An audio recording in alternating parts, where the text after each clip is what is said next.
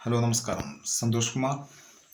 ഉത്തര കന്നഡ അങ്കോളിയിലെ ഷിരൂരിലെ ദേശീയപാതയിലേക്ക് ഉരുൾപൊട്ടലിൽ ഇടിഞ്ഞിറങ്ങിയ മല.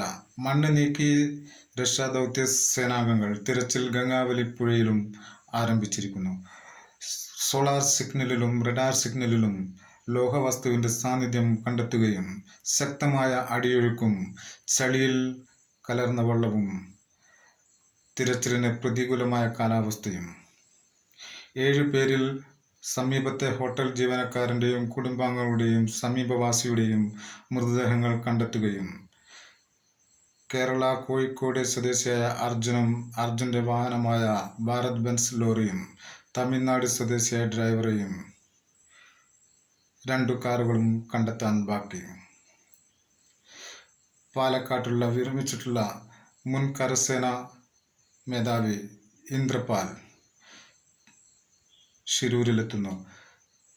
സാങ്കേതിക സംവിധാനങ്ങളും ഐബോർഡ് ഉൾപ്പെടെയുള്ളവ ഷിരൂരിലേക്ക് തിരച്ചിലിനായി എത്തിക്കുന്നു.